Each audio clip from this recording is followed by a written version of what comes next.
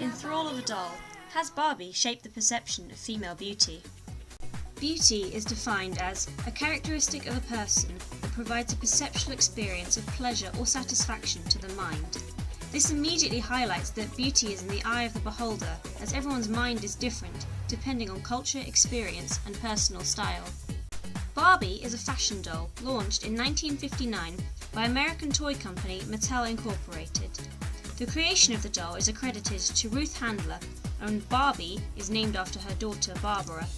Like many children, I was obsessed with Barbie and would always be seen in the corner of the room playing with them. Barbie has, however, been the subject of numerous controversies. Feminists have attacked Barbie for promoting a patriarchal model of female beauty. Post-colonialists see Barbie as promoting the supremacy of the white race, while postmodernists view society as attempting to become replicas of Barbie. Due to these contrasting opinions about Barbie, a culture of resistance has been created against her. Barbie's body shape fuels recent feminist campaigns attacking the visual representation of women's bodies. For example, author Naomi Wolf argues that contemporary cultural products, such as Barbie, are full of examples of a sustained patriarchal attack on women's bodies. Radical feminists have labelled Barbie as Satan's plastic sister. They state that Barbie represents a patriarchal ideal woman: thin figure, long luscious hair, long legs, perfectly sculpted faces, large and perky breasts, a small waist and small feet. Her 16-inch waist, smaller than the size of her head, would only be able to host half a liver and a few inches of intestine. Barbie's legs are 50% longer than her arms, when most women's legs are 20% longer. This, plus the thinness of her legs and size of her feet, a child's size, would cause her to be unable to hold up her own weight, and therefore she would have to be on all fours. An interesting interpretation as to why Barbie has small feet is the ideology of Cinderellaism, portraying the myth that small feet will find you your Prince Charming. Or in this instance, due to the patriarchy, the Prince Charming will find a beautiful princess. Research by the University Central Hospital in Helsinki also showed that Barbie would lack the 17 to 22% body fat required for women to menstruate. This data clearly shows that Barbie presents an unrealistic body image with proportions considered ideal under a male gaze to its consumers, which cannot exist without negative consequences. The power of Barbie has influenced our real world.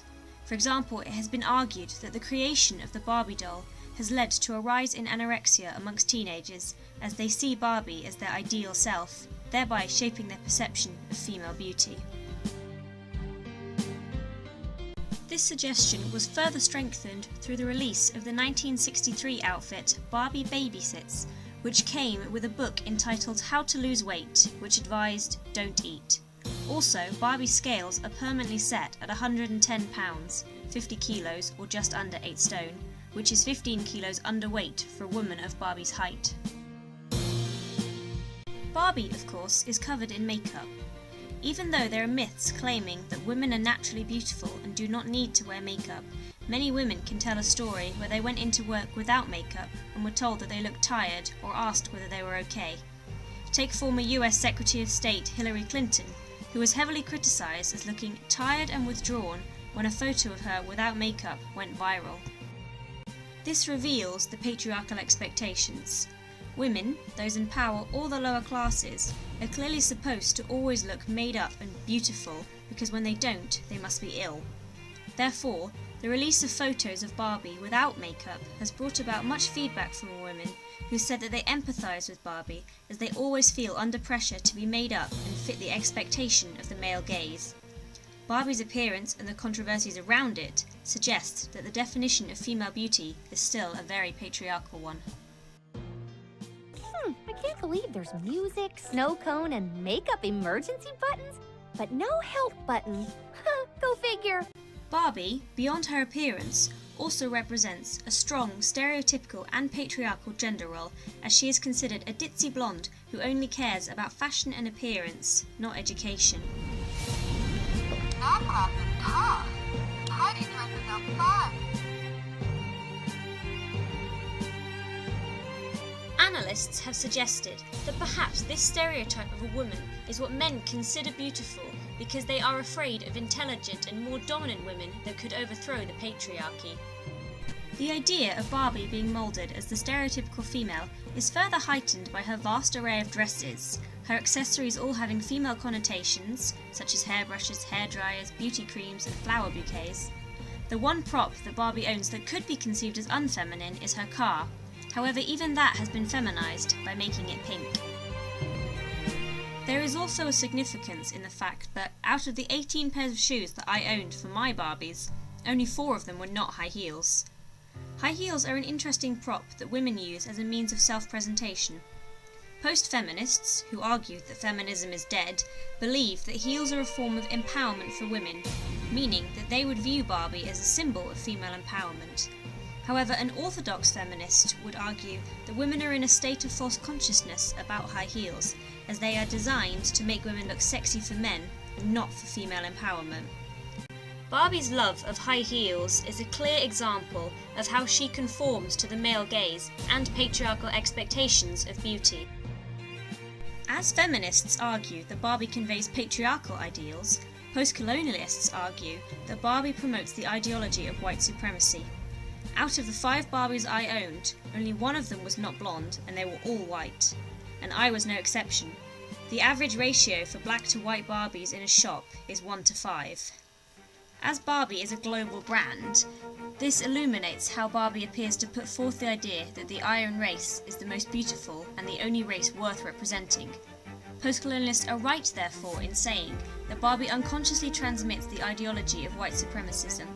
Her blonde hair and blue eyes are the ideal standard of beauty. However, rather than recognising the different types of beauty across different cultures, Barbie continues the myth of Western beauty being the standard. Due to the need to represent the diasporic and hybrid cultures that Barbie was being sold in, Mattel did attempt to create an African American Barbie doll in both the 60s and the 80s. However, she was produced using the same mould as the white Barbie, and therefore lacked any African characteristics. Many African Americans found the doll's appearance offensive, stating that it does not exude the true beauty of African American women. Only in 2009 did Mattel introduce a more realistic range of black Barbies.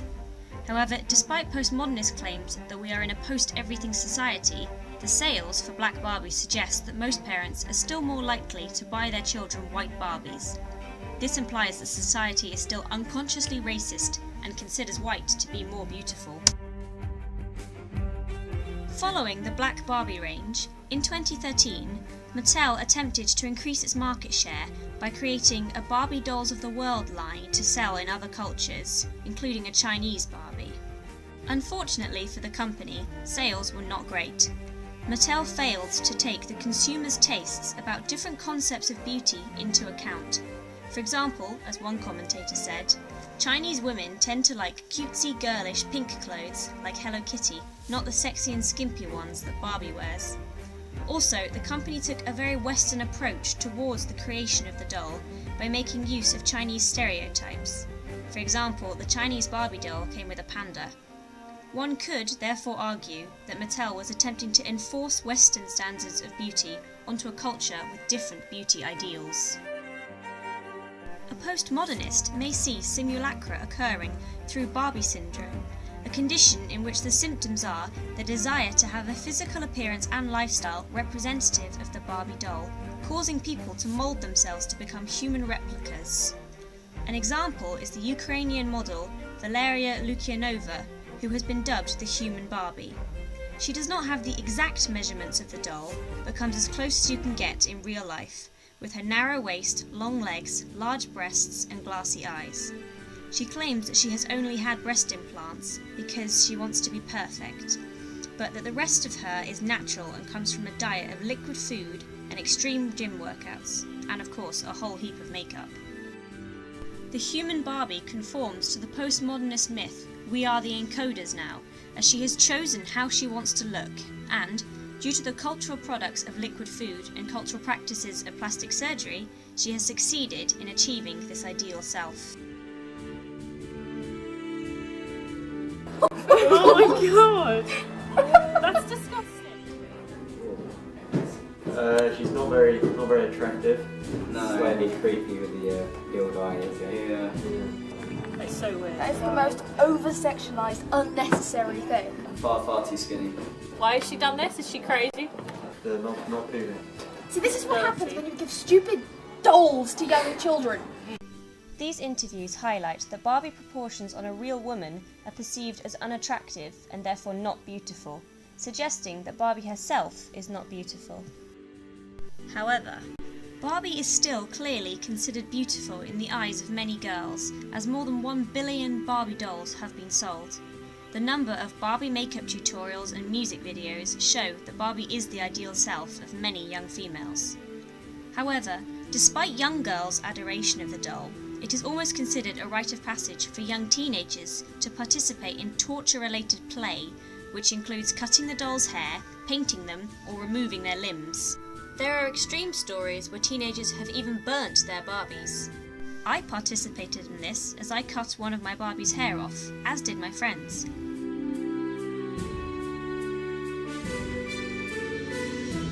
People have suggested that the reason this ritual occurs is that it reflects girls' ambivalence about their female status and the societal notions of femininity and beauty. This could be seen as an act of resistance against their childhood and the pressure that teenagers learn they are supposed to conform to. Some cultures have downright rejected selling Barbie dolls, as they feel she is a symbol of the decadence to the perverted West. An example of this resistance to a Western cultural imperialism is Saudi Arabia, where the sale of Barbie was outlawed because she did not conform to the values of Islam. Instead, a Saudi Arabian company released an alternative doll called Fuller, who is similar to Barbie but is more acceptable to an Islamic market by conforming to their ideals of beauty due to her style of wearing longer than knee-length skirts and tops or dresses which always cover the shoulders. However, although culturally different Barbies project different ideals of beauty, a point of similarity between Fuller and Barbie would be that in both cases, the patriarchal idea of beauty has been manifested into a doll. The only difference is the different definitions of beauty and the cultural norms. However, as well as other cultures rejecting the Barbie doll, another act of resistance against Barbie and what she represents has occurred within the Western world. Graphics designer Nicolay Lamb created some concept images of the normal Barbie, a meme transmitted through the internet. To meet the needs of potential consumers in a capitalist society, Lamb decided to put the design into production and make the dolls a reality. The doll, called Lamilly, promotes realistic standards of beauty. Also, by using crowd tilt as a means of funding the project, she is an example of new technology empowering disadvantaged groups to bypass traditional gatekeepers. Only time will tell if she sells well.